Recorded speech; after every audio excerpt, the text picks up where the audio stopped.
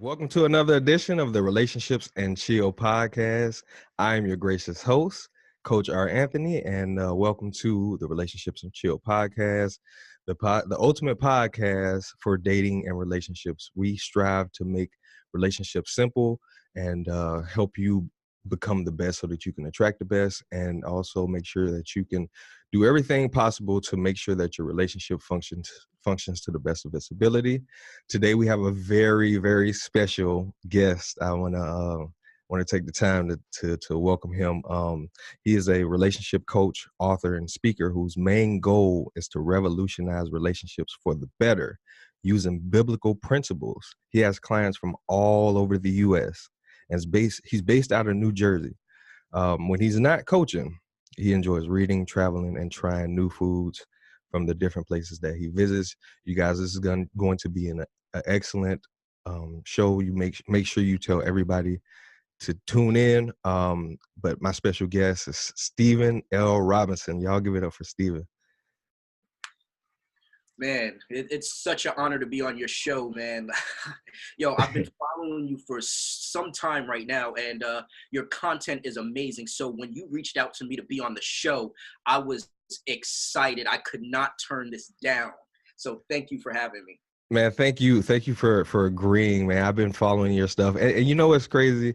I would be on there and looking up hashtags on Instagram, and I'd be like, okay, let me see what I need to figure out how to place the material that I'm working on. And every time I would see a video, and I was like, let me see what he's talking about. And I promise you, as I did, I was like, man, this is some amazing content, man. This is some great stuff that people really, they really need, and they definitely gravitate towards. So definitely big shout out to you, man, for real, for doing what you're doing, because you know how easy it is to kind of sit back and be like, yeah, I kind of know a lot about relationships, and and these other relationship people are giving their input, and that's all fine and dandy, but I have a different perspective. But to actually go forward and put yourself out there and put your content out there, it takes a lot, so I definitely, commend you for taking that step. Well, thank you very much. I really appreciate it, man. So we'll just pretty much just hop right into it, because I want the people to get everything that you have to offer. I know they're going to really enjoy this episode with the content that we're going to be providing. I want you to tell a little bit about your backstory and how you got to where you are. Okay, yeah. So how I got to where I am, man. So let me tell you, how I got to where I am came from a lot of heartbreak and turmoil, right? So I'm 33 years old right now, right? But I've been in 2 long-term relationships, right? One relationship I was in for 8 years, and the other relationship I was in for 6 years. And I always used to think to myself, I thought I was a good man because I didn't lie and because I didn't cheat. But it takes more than just not lying and just not cheating to be a good man, right? And so there were qualities about me, about my characteristic, that I lacked, right? So it ended up, the woman that I was with for 8 years, she ended up cheating on me with 13 different men. Wow. 13 different men. Imagine being in a relationship and you find out that your partner cheats on you with 13 different people. That is heartbreaking. That's very, very devastating, right? And at that current point in time, like, I was like,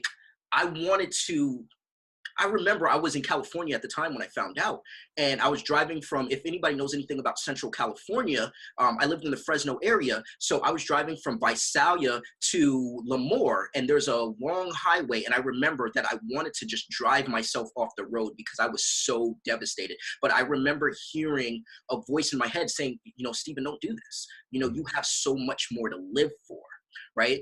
And so, I didn't. So that's why I'm here today, right? Absolutely. And then I got into another relationship. After I ended that relationship, I got into another relationship. And I was with this woman for 6 years, but she ended up leaving me for another man. And she ended up having a baby with this other man and starting a family. Now, that is devastating. When a woman leaves you for another man and starts a whole nother family, right? So I told myself, I said, you know what, this is never going to happen to me again.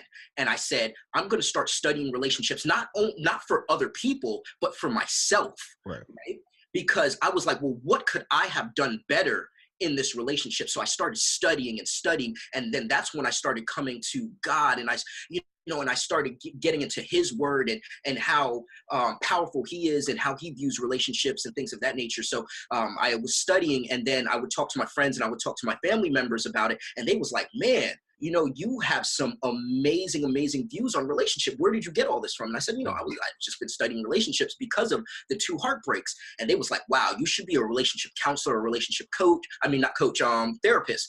Mhm. And we all know counselors and therapists, you got to go to school for that, right? And Right. I my master's degree in business, and I have my bachelor's degree in culinary arts. So I did not want to go to school again, right? I was all schooled out, right? Yeah. So when I was looking up these things, I found out that you could be a coach, and you don't need to go to school to be a coach. Anybody can call themselves a coach, which there's a downside to that, and an upside to that, because people like you and me who really study relationships, we didn't have to go to school, but we're a student of our experiences. We're a student of other people's experiences, the books that we read, and things of that nature. The biblical principles on relationship.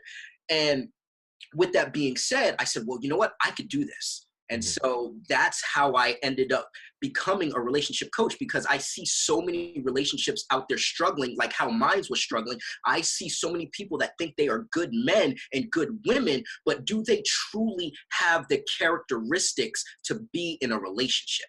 Right. Absolutely. And so I said, you know what? It's time for me to start revolutionizing relationships for the better. And I know that's a hard task, because there's 7 billion people in this world, and not everybody's unhappy, but there's a lot of people that are unhappy. There's a lot of people that are looking for answers in their relationship. Mhm. So that's how I ended up starting to coach on relationships.